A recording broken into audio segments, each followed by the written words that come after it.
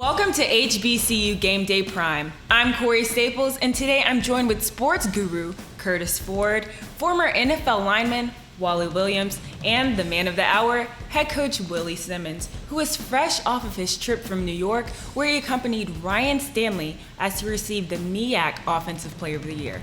So let's jump right into it. Coach, how was it attending the National Football Foundation? It was an amazing experience. I commend Dr. Dennis Thomas, our commissioner, for putting the event, well, not putting the event on, but for making an emphasis to involve the offensive and defensive players of the conference in the National Football Foundation College Football Hall of Fame. We're the only conference that honors our offensive and defensive players of the year. So to have our young men be able to rub elbows with College Football Hall of Famers, coaching Hall of Famers, NFL greats, was a truly amazing experience, and what better city to do it than New York City. So great 3-day event. Looking forward to it. Hopefully we can get another offensive and defensive player of the year, because I'm looking forward to next year already. Definitely. You know, Coach, every season has this moment.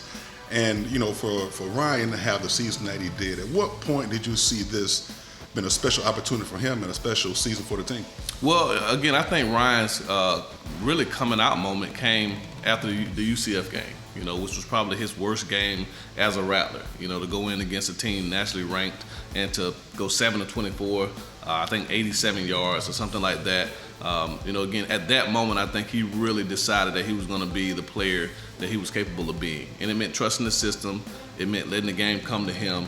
And I think that bye week after the UCF game really gave him an opportunity to put that game to bed and then lead this football team on the 10-week run that we ultimately went on to finish with the best record in HBCU football.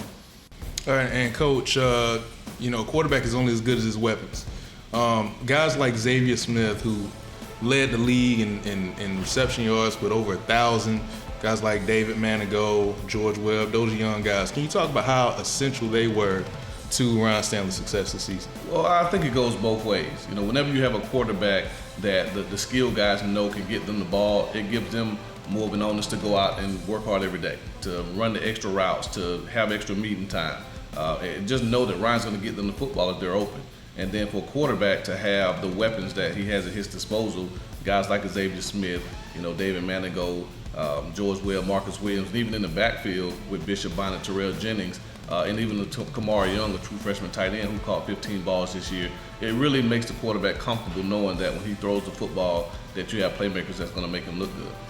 And of course, this would not be complete now if I didn't mention or at least acknowledge my guys up front. So talk about those guys, young group of guys. So they really grew a lot this year. Talk about how those guys maturated and really helped Ryan Stanley in that protection area. Well, I think that's critical. You know, whenever you're a quarterback, and of course I played the position, when you can feel comfortable in the pocket, knowing that you have time to throw the football, go through your reads and your progressions, step into your throws without having pressure in your face, it really makes you a much more efficient quarterback. And this year, we only gave up 8 sacks. And that's in 11 games. That's a great number. That's one of the top numbers in the country. And so Ryan felt comfortable all year. We really didn't have many games where he took a lot of shots in the pocket, and so I think that allowed him to kind of come into his own, and then trust that he was going to have the time to survey the field and get the ball to the appropriate guys. And Coach, you guys just had a big championship celebration, which did cause some waves across social media. Coach, what are your thoughts on the celebration, celebration of the championship, and how other schools kind of took that? Well, I think what we did on the football field speaks for itself. You know, you look at the end of the season, we're the highest ranked HBCU in the country at the FCS level. We have the most wins. We're tied with Alcorn for the most wins in all of FCS football. The least amount of losses, at least at the Division I level. And so you look at the box to row rankings of the top 6 teams, we're one of them. We beat the other 4. And so, or the other 3 rather, we didn't play Alcorn. So I think what these guys have done on the football field, and then you take into consideration the FCS rankings, we are the highest ranked team, which in the old era of polls, which now I know they have the college football playoff, but in the old era of polls, the highest rated team was national champion. It wasn't necessarily played in a championship format. It was whoever had the highest ranking at the end of the season. Well, we're the highest ranked HBCU, which to me means national champion. Now, you know, with some of the pushback from some guys in media and on the national level, how did you guys take that? Well, we don't. We take it with a grain of salt.